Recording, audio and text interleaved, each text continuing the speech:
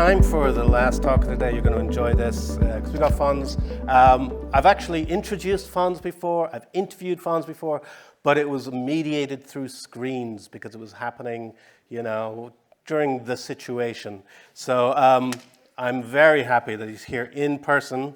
So he's lead product designer at Netflix, amongst many other things. He was at Coursera, Xfinity, you know, a bunch of places. Currently got a memoir in the works, amongst other things. Loves to travel. I was saying this morning. I think it'll be a really interesting contrast with what we heard this morning from Levon about, you know, working on a small team, 4 people. You're about to hear some big numbers. There's got to be some big numbers because that's what Netflix is all about, big numbers. So Fonz is here to talk about designing with awareness, which is Netflix's user research approach, which is at a whole different scale. He's come all the way from California, USA. Please give it up for Fonz Morris.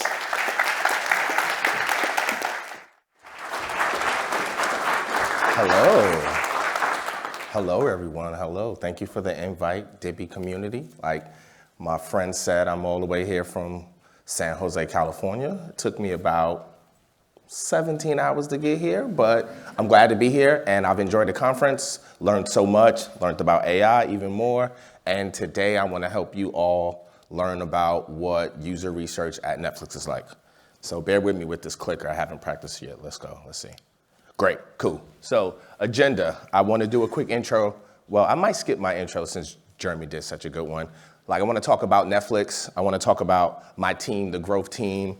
And I want to talk about 2 separate projects, which are both case studies that I think help give insight into why user research is so important at an organization like Netflix. And then I want to wrap up to be able to leave time for Q&A. I think that's one of my favorite parts of actually speaking is the Q&A. So let's get started. Quick intro, like I said, I'm Fonz. I'm a product designer. I work on the monetization side. I focus on helping us grow our subscribers and helping us figure out how to keep making more money, honestly. I was hesitant to say that because I thought Jeremy might bring that up later when I focus on the money side, but you know, somebody has to help these companies make money. And I've worked at a lot of cool companies. I've learned a lot over the years, which is why I feel so comfortable speaking about these different things. So, pop quiz though, before we get started. A couple questions for you. No prizes, honestly, and I don't even get free Netflix, so you definitely can't get a free Netflix account from this. But just yell out an answer if anyone thinks that they know them. How much did Netflix try to sell to Blockbuster for in 2000? I heard the answer. D, 25 million. A measly. Now, when I get to the slide that shows how much the company's worth, you'll see how much of a mistake Blockbuster made. So how many times did someone watch Madagascar 3 in 2017? One household. D, 352 times. That's almost every day for a year except for like 13 days. We've come to the conclusion that must be like a household with children in it. I have a child, so I can attest to somebody watching the same thing over and over and over again. This is a tricky one though. What is the most popular Netflix title ever? Dahmer, Stranger Things, Wednesday, or Squid Game? It's B, Stranger Things. So Stranger Things had over 1 billion hours watched in 1 month. That's how popular Stranger Things 4 is. It's incredible that even in the user research that I just got finished doing, that's all the participants brought up was Stranger Things. If you do Stranger Things, we'll buy. Everything else, they're like, nobody cares. So we're trying to figure out how to keep Stranger Things going to maybe like Stranger Things 35, maybe Stranger Things 50. What was Netflix's original name? This is a tricky one. One person knew it randomly. Luna, Kibble, Replay, or Direct Picks? Actually, Kibble. Like dog food, Kibble, yep. And I asked why, and nobody knows the real answer behind why it was Kibble.com, but we officially updated it to Netflix, changed the logo, came to the end, and now that's the brand that we all know. And then last question, what year did we actually start streaming? Not initiation of the company, but when did we start streaming? C, 2007. So we have been in the space for about 25 years, but we've been in the streaming space since 2007, and we just decided that we're discontinuing DVDs. So a lot of I used to have a question on here that asked, how many users do you think still use DVDs monthly? And it was about 2.5 million people still got DVDs shipped to their house.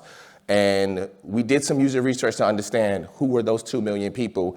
And they're more of our older customers that aren't really that interested in upgrading to the streaming. They're also users who may have not high-speed internet. They may not have a smart TV. So user research is so important at a brand like Netflix because when you have that many users, there's so much diversity in how people use the brand and why they use the brand that the user research really helps you learn the insight to our customers. So quiz. Good job.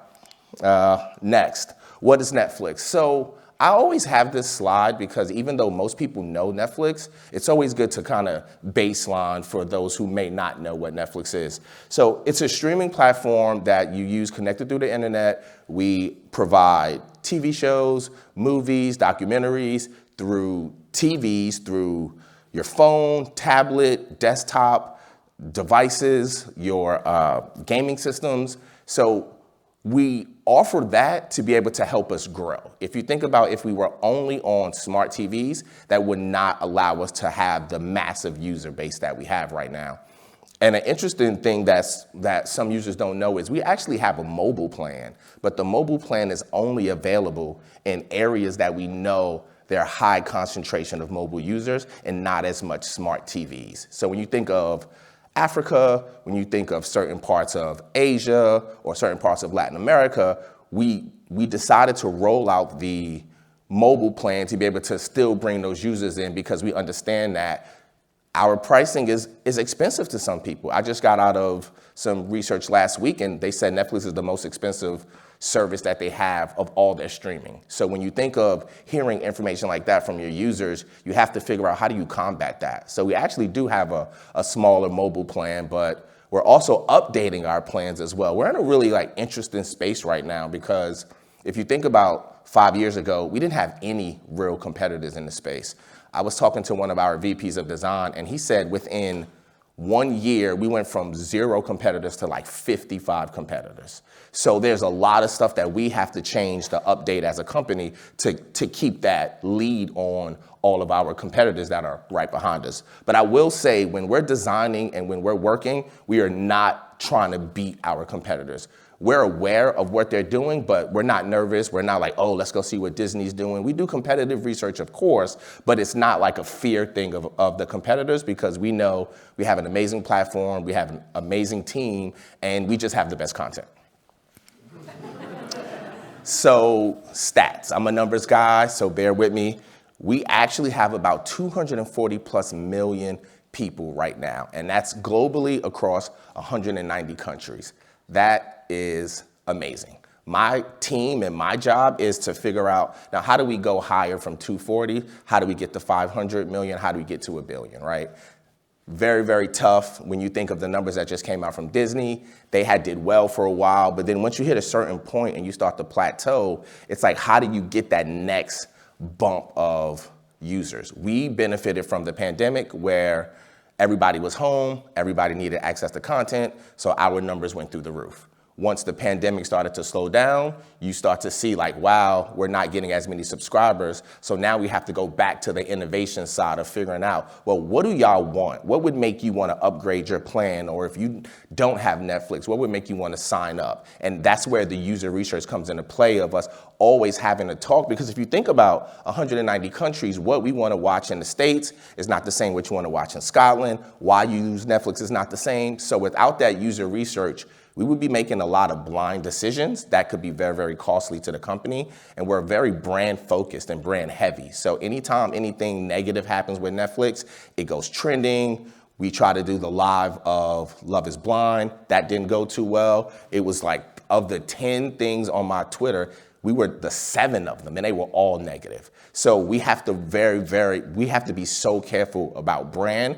And I think user research is what really, really saves us, if you ask my opinion, because it's what allows us to have a better understanding for our customers and have empathy for what they think about us and the type of content that they want to watch. So we have about 13,612 titles rights to titles on our platform. This is no country or no user ever has access to all 13,000 because of the licensing. So in Scotland, you may have 4,000. The United States actually has the most content available. And then second after the United States is Brazil. But the interesting side is most people ask me questions like, well, why did you move this off the platform? You took my favorite show off, or are you going to do a second round of that? And all of that comes down to the research, really. It comes down to the research and it comes down to the data. So even though maybe this title was really popular here and everybody loved it, when we look at the numbers overall, maybe the numbers weren't really that strong enough for us to really even think about renewing another season. So it's not just only popularity, because popularity can be very segmented depending on the content and what you have. So if you've ever traveled between different places and seen, oh, these movies were available here, these movies weren't available there, it actually comes down to the licensing. But there are some people ask me, what about people who get on the VPN, which is like a virtual private network? We don't mind that. We're not mad at that. It's not like, oh, why are you trying to watch more content? We actually want you to stay on the platform as long as possible. So if you get burnt out on the country that you're in and you want to move to another country to watch more stuff, that's fine for us, because at least you're staying on the platform. 1 billion, and this number I just learned recently. So NRDP, as Jeremy said, like, I want to make sure that I explain everything clearly for everyone. So NRDP is the actual Netflix software development kit. That's what, when you fire up Netflix and you watch, that's what it's called. It's NRDP. And earlier this year, we hit being on 1 billion devices all across the world. And that is just a massive number. That number includes TV, that includes phones, like I said, that includes gaming systems, desktops, and we're still growing. But when you think about the magnitude of, and I actually sat down with one of the engineers just to give them their credit of, how do you have one piece of software that works on that many different devices? If you think of just how many Android devices alone there are thousands and thousands of Android devices. There's thousands of computers. And it just shows just how much work and time we put in to make Netflix the platform that it is, because we have so many users, we have so many devices, that I always like to share this slide, because I just feel like knowing that we're on 1 billion devices, from screens as small as this, that may be 640 by 320 to 75-foot-inch TVs, you know what I mean? But we always are testing to make sure that our product stays at the forefront. So we have 522 million monthly smart TV device users. So this is included in the billion that I said before, but smart TVs are a very, very important source of users for us. If you look at some of the TVs maybe you've purchased recently, you'll see the Netflix button on the remote, or when you open up Fire Stick, you'll see Netflix already on there. Certain partnerships that we have with brands like Samsung, they come with Netflix already preloaded on there. That's really how we get that advantage in this space. It's really hard to just say, let's do some marketing and maybe people will come to the platform, as opposed to, let's just partner with the TV companies and then you automatically get Netflix. And now it becomes more of my team's job to convert you to become a Netflix subscriber through Samsung, as opposed to just trying to tell you, hey, go to the website or download the app and sign up for Netflix. So a lot of this information that I'm sharing right now and that we have is literally from the user research that we do and the data. I know we're a content streaming platform, but we also are a data platform. I spoke to a data science engineer recently, and he said that we know more about you all than you all know about yourself. So why would he say something like that? It's because we track every single thing you do on the platform. So we know you only watched for 5 seconds of this, So we're not going to show you that kind of related content no more. We see that you watch the same movie over and over again. So now we're trying to figure out, are you watching it because it's a rom-com? Are you watching it because of an actor in it? So then if you are watching it because of these certain things, now we know to surface more of that same content to keep you happy and to keep you on the platform. So there's a lot of data behind Netflix, as well as I know most people see the front end side, which is the content. I'm more on the product back end side, so that's how I get to know all of this inside information about just how important data is for us. So live, like I said, 522 million smart TVs, 1 billion devices, 240 million users, but like I said, it's getting very competitive in this space. So what do we have to do to keep that lead? We have to be more innovative with the features that we're rolling out. So we just got into the live space where now we can offer live content, and we focused on comedy first because that was like an easy low-hanging fruit because we needed to test the technology to see how viable it was. When you think of us going from only offering pre-recorded content to now saying, okay, well, all 240 million of you users can watch this thing at the same time, that's a big lift on the company, but it was a big win for us as far as the numbers were high. It was about 25 million concurrent streams at the same time. We were trending on Twitter, so that got the concept of us having live out there.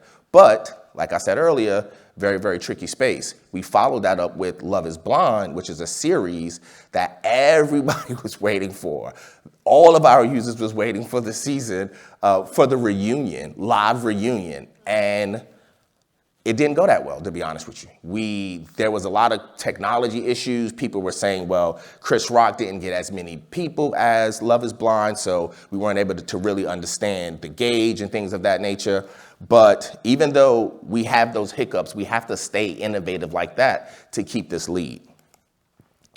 I don't know how many of you know, but we're also in the video game space, which is really important. But a lot of people ask us, does the video game space cannibalize the streaming? And remember, like I said, well, depending on how you look at it, we just need you to stay on the platform. So we think of, if you're watching Stranger Things, why not offer you like a Stranger Things game? If you don't want to play it, you don't have to play it. But what if you do love Stranger Things that much that you were going to leave the platform to go somewhere else, and now you're going to play the Stranger Things game?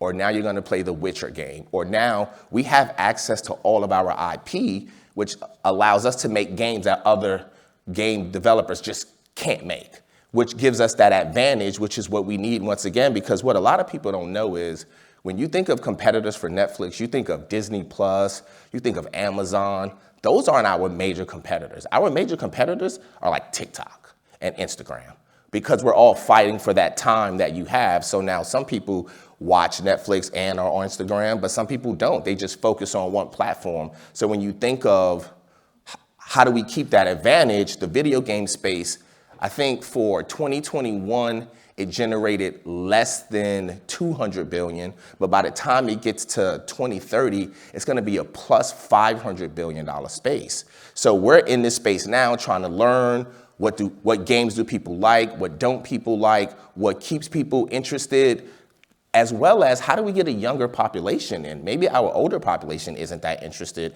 in video games, but I think we all know that the younger population are very supportive of the video game space. So this is an interesting area for us. We actually have about 50 plus iOS and Android games, and it's free. They're all free. They're included in your subscription. You just have to go to the App Store to download, but you log in with your Netflix login information. So that's how we prevent people from playing who don't have a Netflix account. So check it out if you haven't noticed yet. Just scroll down a little. There's a new row that we added that allows you to select these games, and we have some new partnerships coming up that are going to allow us to have even bigger games. And right now we're cloud-based, but we're even thinking about how can we do some more high intense games that would allow you to almost feel like you were playing on a gaming system like a PS5 or something. The numbers. So like I said earlier, our market cap is actually $146 billion. I don't have any of that. I wish I did, but I don't. We do have 12,000 employees, which we're a smaller company. So I know when you see the 146 billion, we're still 12,000 is not as big as some of the other tech companies when you think of a Apple or a Meta or Google that have tens of hundreds of thousands of employees. We're about 12,000, but we are a money-making company. That's the best part about it is we did 31.6 billion in revenue, and that's the numbers that my team is worried about. So I'm not up here to just flash Netflix numbers, but I'm on the growth team, and these are the metrics that my team is actually focused on. It's how much money is the company making, how many subscribers did we gain, how many subscribers did we lose, what's the stock price at, which is a sharp contrast to some of the other designers or some of the other teams at Netflix that focus on making the content or focus on building our internal tools for users and stuff like that. I'm on the front line of where's the money? So let me go into my team. And this is our mantra that we came up with. It took us a minute because we're very inclusive at Netflix and everybody had some ideas and what are we really doing this for? But what we landed on was together, we are the growth team. We entertain more people in the world by building scalable, compelling subscription experiences that drive long-term revenue. So that's literally the backbone of what I showed before and moving forward. We're very, very focused on the revenue, but having the revenue come from you enjoying your experience. We don't practice no dark patterns. We don't trick our users. We're not into any of that. It's not hard to cancel Netflix. We actually try to set it up to where canceling is easy, but we try to allow ourselves to be able to retarget you or make it very, very easy for you to come back to the platform, as opposed to some users feel like the cancel button was so small in the corner, I couldn't find it. We don't really play those games because we lean on the legitimacy of our content. And I'm excited about that because when we're designing things, we can be very honest about the impact that we think it will have. And we don't have to kind of tweak or fudge or do anything not as, I would say, design worthy as we should. And I enjoy that. I don't have any pressures. We don't have pressures while we're working to keep these numbers up, but we just all want to keep them up. So my team, I like to use this graphic of like Marvel because my team is like 100 plus people and we're broken down through XD, which is experience design. We have product managers, front end, back end, research, design ops, program managers, product creative, content design, globalization, SP&A. And so all of us link up together to help come up with these ideas that I showed earlier, as well as stay innovative. And I love having this many people on my team because it's almost as if everybody is their own superstar and you can learn from each other, but there is no one superwoman or one superman. Everybody has their skill set that they're a master in, and when we all get together, it's like how we create this magic that is Netflix. So here's a more detailed example of what my actual team is like. And I like to show this because a lot of people ask me, what's it like working at Netflix and what's the team structure like? So I'm on CXD and we have our product management partners. SP&A is the strategy planning and analysis team. That's the team that when we come up with an idea, we meet with SP&A and they run the numbers and say, this is not gonna make money. This is not worth doing. It's gonna cost too much to do this versus what we would get in return. So the benefits to cost team is kind of what you can call them. DSE, which is our data science team, and then my buddies, which is consumer insights. And when I say my buddies, I mean between content design and consumer insights, you would think I'm on one of those teams sometimes versus the product design team because I just fully understand the value of consumer insights. And consumer insights at Netflix is the same as UX research. So I fully understand that we shouldn't be making no decisions for 240 million people if we haven't spoken to anybody. That just doesn't make sense. I don't think we have the power to assume what all you want, and why assume when we can just reach out and ask you. So that's why user research is so important to me because I use it literally every day of my job. I was on some calls last week And like, I'll get into this later, but we do global calls and they be for weeks at a time, hours a day, but they're so valuable to just sit and hear how people think about Netflix, what they think, what works with them, what doesn't work with them. And just being able to have that access to the customers is just amazing. And then the reason that I have engineering and comms on the outside is because they're still our partners, but I work with engineering definitely at the beginning of my process, but not as closely as I am with my PM and my consumer insights team. So here's some numbers. In 2021, here's a graphic that we created to just give you like a slight understanding of the magnitude of research at Netflix. So we did research through 375 studies in about 55 countries. We had about 3,000 people participate in over 190,000 minutes of qualitative conversations. I sat in on a lot of those. We've consulted on over 200 plus titles, which we actually have an internal system called Netflix Preview Club, which is almost like our way of doing user research to learn what you think about the movies. So there's a small exclusive set of users that we've given access to, and we'll say, hey, Jeremy, watch this early. Let me know what you think about it. And by doing that kind of early research before the movie goes out to the public, it allows us to tell the production house, nobody likes this movie, man. I don't know if they don't like it because of the actors or the cinematography or what, but that prevents them from continuing with the movie that won't be a blockbuster, and it allows them to hear truly from customers that some of them are fans of the brand, some of them are not. We pick the Netflix Preview user research users by how long you've been on the platform, how much content you watch, how engaged are you with the platform. So then we can value you as somebody who really likes, understands movies, and then by giving you access to those movies early, you can let us know what you think about them. So the Netflix Preview Club is definitely very interesting. We invited over 45 million people to give us feedback. Once again, because we have so many users, it's not as hard for us to get access to 45 million people to let us know what you think about the platform. That's through mostly quantitative surveys, though. We definitely did not meet with 45 million people in person. That's a lot through sending out surveys to different, whether it's standard, whether it's basic, whether it's premium, whether it's UCAN or APAC, just using our broad user base to be able to hear from our customers. And then 13,750 respondents attended either an in-person, virtual, or newly launched Netflix preview screening. So we're very focused, and this is just for 2021. I couldn't even create the one for 2022 because I don't even have the time to do that. But the numbers for 2022 are even higher than this. And for 2023, they're gonna be even higher than that because as the company changed, we really understand how important it is for us to talk to our customers. So here's an example of all of the quals that I did for 2022, and this is throughout the world for two projects, but one of the projects I'll go into a little deeper next.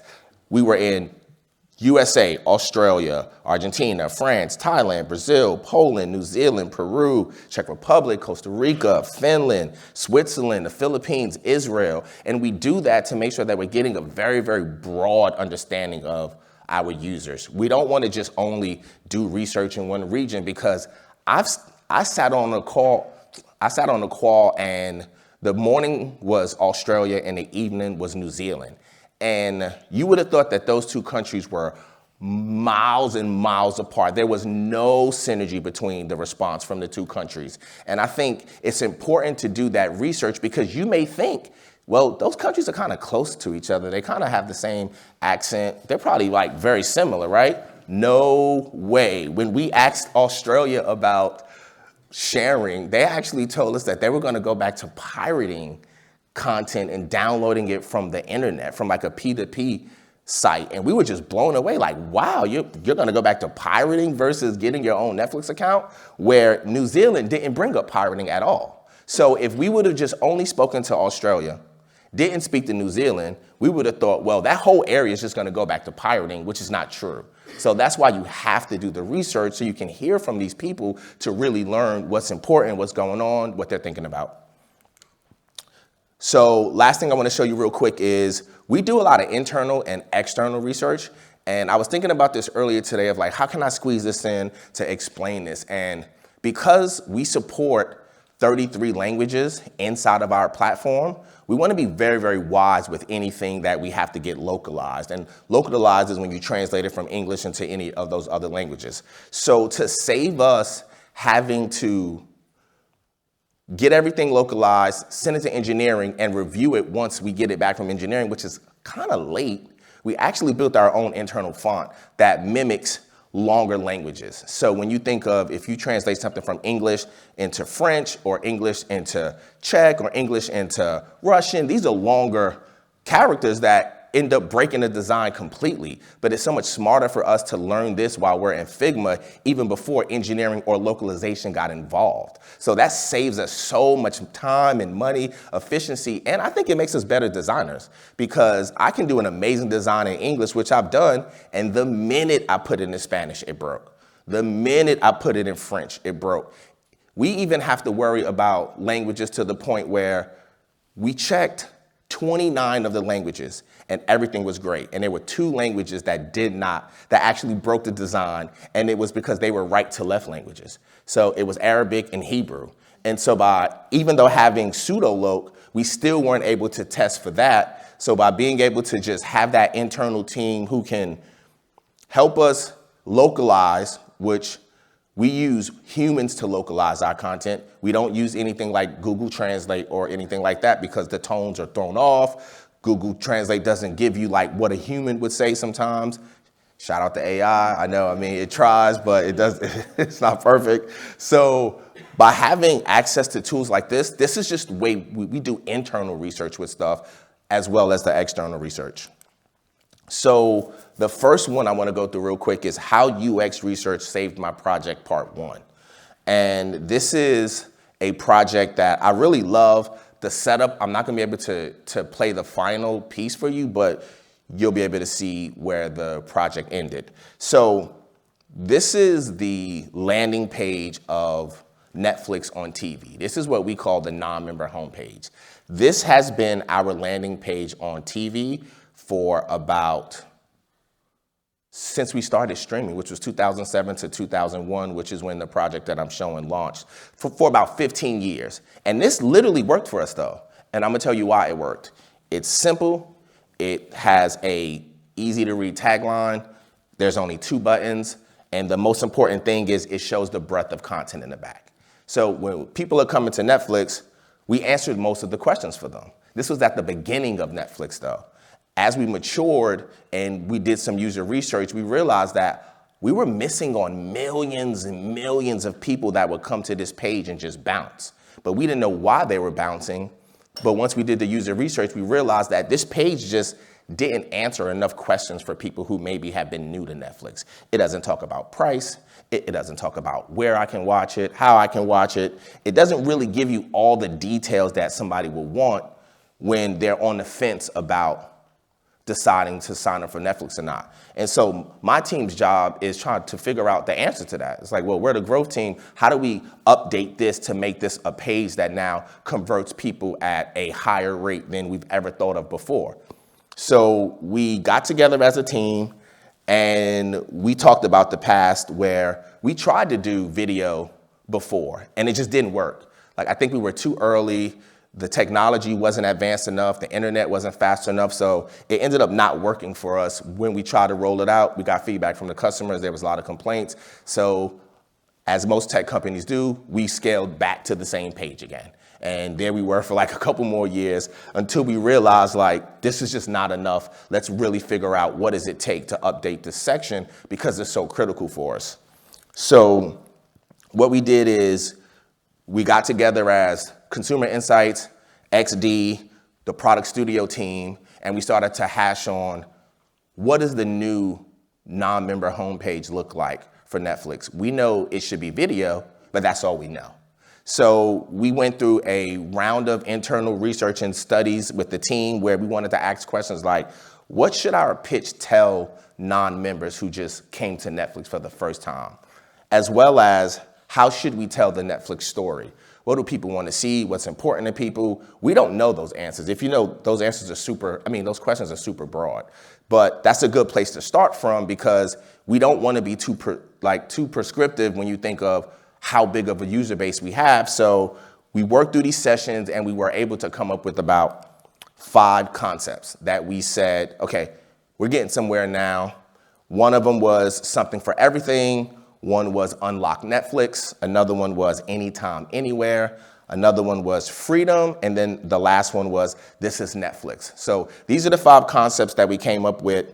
Some of them were focused on live action. Some of them were focused on just our assets. And we were trying to figure out what makes the best recipe for this new video. We don't know that answer. So what do? We talk to our users. So we did 2 days of calls with 10 members in-house that did not have Netflix.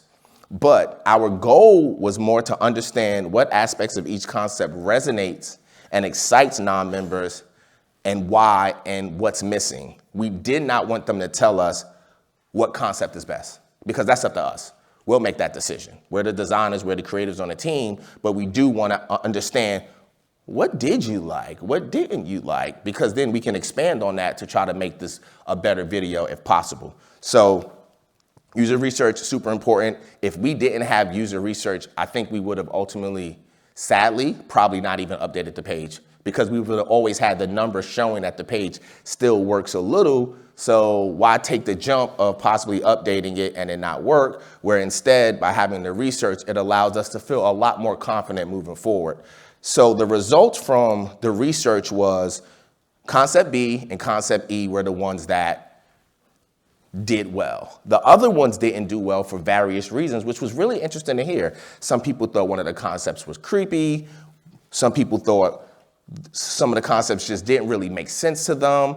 And we also had to get into the logistics of, well, if we're gonna pick one of these that would have a live action, that's a lot to produce for this video. And then how do we produce a video that works for everybody as opposed to just trying to come up with a video that wasn't so focused on human action or something that may need to be updated quickly because we had to think about scaling this. So concept B and concept E were the ones that we landed on, but internally, we felt like there was still some type of concept Z that was focused on our content, that maybe tugged at your heartstrings. Maybe we can show you an actor you like, show you a clip of a movie you liked, and like tie you in. And we felt it made sense to at least try concept Z, which we came up at the last minute. And it was $45,000 cheaper to make than the other 2. And we knew that we had the content. So we said, let's just slide in concept Z and see how it does. I gotta be honest, we all thought concept Z was the one that was gonna do well because the numbers were there, the heartstrings were there, we were able to lean on other brands' cachet, and that's the one that I think we all had our money on where we decided to do a test. So here's an example of what a test looks like at Netflix. We don't usually have this many cells because 8 cells is kind of hard to tell which one did what. After a while, it kind of muddies up the content, well, the data. But what we did was we put concept B versus concept E, and concept E had a female and a male voiceover versus concept Z, and then we left the last 3 slides to be able to try to learn a little more about the UI interaction from the users. So this is the test cell that we set up, and we let this run for about 3 months. So the thing about Netflix is we have so much traffic coming through, some companies may need to wait years to get millions of subscribers. To get millions of people into a test. We can get 1 million people in a week. So by the time we got finished running this test, we were really confident in the numbers that came back from it. And the numbers that came back were that concept B actually was the one that everybody liked, not concept Z, which was the one that focused on the not live action, but the clips. And the reason is, remember, concept B, which like I'll show you next, the whole reason that we redid this was to make sure that we were answering all the questions that our customers were having. And concept Z just didn't really do that. It did tug at the heartstring, but it didn't tell you where you can watch, how you can watch, what kind of genres we have. It focused on the breadth of content very, very small when you think of this next option I'm gonna show you, which allows you to still see how many movies we have and the different genres we have. And it allows us to scale this video a lot more. And we did the data to realize that by rolling out Concept B, which increased the conversion about 2.5%, that equates to about an extra $30 million a year that we were missing before that we're now gonna be able to gain because we updated the video. So here's what the new video looks like. And if you wanna go home and see it, it's there. You can log out and see it. But it's amazing because it focuses on you're constantly seeing content which people wanted. You're seeing the different genres which people wanted to know as well. We can slide in more information that we also felt is valuable, like when you can watch it, how you can watch it, and all of this content can all be localized as well. That's the amazing part. So all 190 countries that open this video will see a different video because the video is based off the data in your area as well as your user settings. So this video loads in 33 different languages, and all the artwork in the back is also localized. And the best part about this is that the first version of this, I gotta be honest, I was the one that had to grab all those thumbnails. And I just told the team, I was like, this is not effective. This is not scalable at all. So we were able to work with our engineering team to where now it pulls from our database of videos, of titles, where you are. And this is all behind the scenes dynamic. We can change anything when we want. And that's the kind of efficiency we need because we move at such a large scale. So to think that we got to this final video and an extra $30 million because of the user research. Without the user research, I'm not confident that we would have landed on this video because we would have decided what we thought the customer wanted as opposed to talking to the customer and learning from them what they wanted. And really proud of this video. My daughter actually noticed this video. We were at home one day and she just opened up Netflix and she was like, hey, Dad, did you know that Netflix Netflix designed this new video? I was like, no, what you talking about? Let me watch it with you. And afterwards, I was so proud to be able to tell her that her father helped make this video. So this video has like a lot of sentimental and professional value to me, but it took about 75 people to do this. And it took us about 2 years to actually do this. That's how big of a project this was. So shout out to UX Research. You definitely helped us with this one. And the next one I want to talk about is another project this is like a multi-billion-dollar project that I'm really excited to share that research saved. It saved all of us. It saved Netflix. I don't want to say it saved my job, but it saved Netflix for sure because it just has that much value to the company and that much impact on our customers. So 100 million, that's how many households are sharing Netflix. Not paying for Netflix, but sharing. So remember I said we got 240 plus million paid subscribers, but we have 100 million households not paying. So that was fine during the pandemic, kinda. We were gonna roll out trying to figure out password sharing before the pandemic, but we realized that just was a bad idea. So once the pandemic started to go down, we went right back to the numbers, trying to figure out, okay, well, where are these subscribers coming from? And this just 100 million number is just so massive. I spoke to one of our data science engineers, and he said that if we were able to convert even 5% of this 100 million, that's an extra $100 million a month we would make. So that's how critical us solving the password sharing is. Shout out to all my password sharers in the building. If you are, don't worry about it. I'm not going to ask you. But we understand why people share because we do a ton of research. And I can't wait to get to this next, well, actually the slide after this to really let you know how much we tried to figure out why people share. But our first attempt to solve for password sharing was a project that we titled The Circle, right? And the circle was maybe we can get the owner to want to pay for the people who are currently sharing for them. Like maybe we can just say, hey, Jeremy, you have 5 sharers on your account. What if you upgraded to this new plan that we had that was $20 and now all those people that were sharing can now share with no problem? That's what we thought was maybe like a good way to try to take this step. Now, but before we roll this out, of course, we have to do a ton of research because this idea would have took 2 years to roll out no matter what, even if we did think this was a good idea or not. So that's why the circle is like that, because it was based off of the owner in the middle and then all of the sharers around them and them being responsible for them. So to really try to learn about why people share, we did some user research that we try to get a clear understanding of who our users that share are. And I think this is some of the most valuable research that we've done. We still bring it up now. We just brought it up at a meeting on Wednesday saying we need to do this again for another problem that we're trying to solve, because when you segment stuff like this, it gives you a way clearer understanding of the space. So we realized that there's about 5 different kinds of sharers. There's the caring connectors, where sharing is caring and the whole point of Netflix. There's value maximizers, who it's simple, share with all your friends, maximize the value. There's committed sharers, who feel it's their right to share Netflix and we can't tell, and Netflix can't tell them not to share Netflix, which is an interesting group. The thoughtful entertainers, which you have to check the show out tonight. Here's my login. And then there's the last one, which is the unwitting sharers, who was like, sharing? Who? Me? I didn't know I was sharing. I'm not breaking no rules. So having those 5 is just so easier to have a conversation when you think about, versus saying there's 100 million people sharing. We're saying, okay, well, there's X amount of caring connectors, there's X amount of value maximizers, and to be honest, the caring connectors is one of the bigger ones.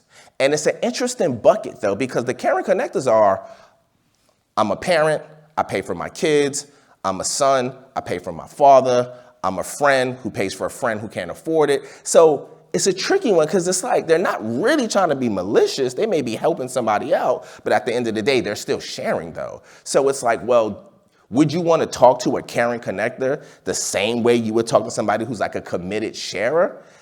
You probably not, which is why these things get so complicated, because when we send out a message, it has to fit all 5. It can't just be, well, caring connectors will get one email, somebody else will get another one, because it's hard to do the targeting like that. But by at least having the understanding of these 5, it allowed us to feel comfortable going into user research next.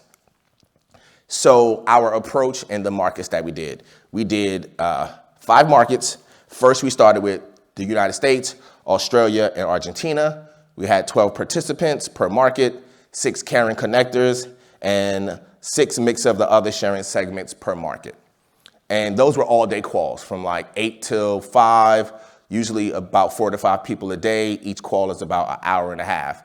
And I'll answer this question because a lot of people ask us, so how is our research team set up? When we're doing these global calls like that, we usually handle the ones that are in the United States, meaning my research partners will be the one actually conducting the calls. When we go global, we work with third-party companies, because now you have to take into consideration, we don't know the users in that area as well as maybe another research team can help us find them, as well as we usually have to translate. And we do live translation as well. So it gets very complex when you think of doing the testing outside of the United States. So we did those 3 countries first. And then after those 3, we felt like we needed to do some more, because we couldn't really get the true gauge. I think it was more, we knew what people were saying, and we were hoping maybe by doing 2 more countries, we could get a better vibe from what people were saying. So we was like, let's do Thailand and let's do France. And this is a benefit of working at an organization like Netflix. We do have the resources. So, but I always like to tell the audience that even though Netflix has all the resources, smaller organizations, you can still do research. You can still mimic the way we do, maybe just not at the scale that we do, where if you can't do 5, 6 countries, that's fine. You can still do people in your area, in your network, or something of that nature. So there's no excuse for not doing UX research, no matter how big or how small your organization is. But so for the second research, we did 6 participants per market. We did 3 caring connectors and a mix of 3 value maximizers and committed sharers. And the results were terrible. Everybody hated it. every participant hated the idea. It didn't resonate with not one person. And we were all on the calls like, is this really happening? Is this idea this bad? Like, is this a reflection on us that the idea is that bad? Or is this us not really understanding how people view sharing? So what we ended up doing was completely scrapping the whole circle idea. Now, that doesn't mean that we said we're not going to solve for password sharing. It just meant that that circle concept was not the way to go at it. And the reason I wanted to add that is that's similar to what Jeremy said earlier of that's the value of UX research. Even though this was you could say this didn't end in a positive way, it actually ended in a very positive way because I would have rather us not roll this out, go be honest with ourselves, go back to the drawing board, spend another 2 years coming up with a way better idea that's way more in tune, that resonates more with our users, because that's way better than us just trying to rush out the door and release this. Remember, I said we're a very, very, very brand-focused company. So if we would have rolled out the circle with the negative impact, with the negative feedback we got from those quals, if we would have rolled that out globally, I think we would have took a massive, massive hit.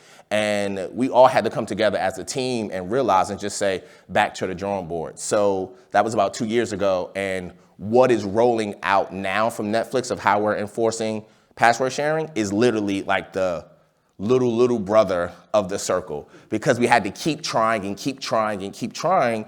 And the best part about it is the UX research, to where, like, I'll close on when we did the last round of UX research for what we're rolling out now for password sharing. The difference between 2 years ago and now was just amazing, where people back then were completely surprised that we were even talking about sharing, and why would we want to stop password sharing, where when you talk to customers now, everybody's aware, oh, we heard Netflix, you might be stopping sharing. It's not as surprising, so you don't have to spend your time trying to convince people anymore about it. You just have to see if they're interested, if they think the platform is powerful enough to pay or not. So UX research is mandatory. I'm a junior UX researcher, like I said. I'm a senior product designer, but I'm a junior researcher, and I hope you all are pro UX research, because it really just allows you to have that understanding with your customer. And if you don't have that understanding, I think the chances of you answering the wrong problem is very high. And you don't want to do that, because that's what our job as designers is to answer and solve problems for people. But you want to solve the right problems. And how do you find the right problems? Is by talking to your users. So thank you. Here's some info. If you want to chat more about Netflix, or you want to talk more about UX research, or you just want to keep in contact, let me know. Thank you. Appreciate you. That's very quick. Don't grill me. Don't grill me, Jeremy. Well, you're going to get off lightly, because these are going to have to be super quick answers. Technically, we're actually out of time, but Sorry. No, that's okay. I have questions. My thing wasn't working. I know the timer wasn't working. It's not your fault. That's because the audio guy just wanted me to be great. But the answers need to be quick. Go for it. Okay. So you said Netflix is great because it's got the best content. Obviously, the talent makes that happen. So, Fonz, do you support the strike by the Writers Guild of America? That is a very good question. It's also a yes or no question. That's a question that I should have just said I can't answer. As a human being. I support it as a human being, Okay. but that has no relation to Netflix. Fair enough. All the tracking you're doing, I'm a Netflix customer. Mm-hmm. I don't recall giving my informed consent. There's a way for you to actually go into the Netflix settings and opt out of testing if you don't want to be involved. It's not hard to see. Okay. Like, it's not hard to find. So you can look for it. But to say tracking, you have to know that any digital platform that you're using is doing some form of data collection on you. You have to know that. Well, you can continue doing that, and I can, raise the problem with you, or I can raise the problem with my politicians, and we'll solve it through regulation. That's an option. You say you know me better than I know myself, but actually, what you're talking about there was quantitative research. Mm-hmm. All quantitative research gives you inference, right? It'll tell you what people are doing, not why they're doing, hence the qualitative stuff you're doing, right? Mm-hmm. What's the balance at Netflix? How much qual versus quant? we use them for different things. So if I had to honestly answer that question, I would say I think we're more qual than quant because we want to hear from users, and like we just got finished doing some calls, and the next step is to do quant to back up or to use to support the quals. So I'd say like 65-30. Okay, great. In terms of the concepts you were testing, I guess A/B testing, and you saw an increase in conversion of 2.5% or so. I'm curious about what the margin of error would be. So before doing the A/B testing, did you do any AA testing? No, we didn't. How do you know what testing. your margin of error is? Well, that's a good question. I don't know the answer to that because I didn't set the test up from the data side, but I will get you that answer for sure. It's a really good exercise to do, but AA testing is where you change absolutely nothing, but you segment your audience into Like and a measure. painted door. Yeah, you measure the same metric like conversion, and it's like, we increased conversion by 2% by doing absolutely nothing. Yes, so we call it a painted door at Netflix versus AA testing. So yes, we do use painted doors to see, is this really market specific or is it content specific before we would dive into doing the whole redesign. Then you can trust your 2.5%. The sheer scale of it is great, but does it kind of lead to a kind of design paralysis? Where like, I'm afraid to touch anything, you know? Like, let's not change anything in case it results in some... It could. I choose not to let that happen to me, but it does. I mean, I've worked on projects where we moved the button from the right side of the screen to the left side of the screen, and it cost us $25 million. So there is a level of design paralysis, but the leaders of the company, they're always supporting us saying, hey, go for it, be empowered, keep going, and then we come back with, but the numbers say this, the numbers say that. So literally it's my job, it's our job as designers to kind of break through that design paralysis, but I have to be honest, it is there sometimes because you're just worried to get that type of number back. Yeah. Obviously you concentrate a lot on growth. It's literally your job. But you know, growth can't last forever. There's a limited number of human beings, and I know your CEO once said that your main competitor was sleep, but ever consider alternatives? You know, Levon was talking about, you know, doing more with less, and that's almost the opposite of growth. Or is it's all about the growth? Well, it's not always all about the growth. It's about what we call customer joy. So it's 50-50. It's actually really 60-40. Growth is important to us, so that's the 40%, but the 60% is making sure you're all happy. If you're not happy, you're gonna leave the platform, which is anti-growth, you know what I mean? So customer joy is important. That's why we spend so much time on our UI, that's why we spend so much time doing UX, and why we spend so much time trying to get the right content on the platform, so we keep that 240, and once we're cool with that, now how do we grow? But I would say customer joy is the number one thing for us. And forgive my ignorance here, but you mentioned about, you know, the stock price and how. Why does the stock price matter? Because you sell a service and you make enough money to pay 1,200 employees. Because at the end of the day, it's value. We're value focused at Netflix. It's what's our value to stockholders, because that's important. What's our value to customers? Whereas people pay actual money every month. Right, but you look at a stock price to determine how a company's doing. Right or wrong? Yeah, wrong. I could quickly throw this open because I don't want to hog Fonz's time here. But okay, we do have a question here. Let's get one question from the audience. We have microphones? We're not going to... No. Just yell it. Yep. Oh, wait, we got one coming.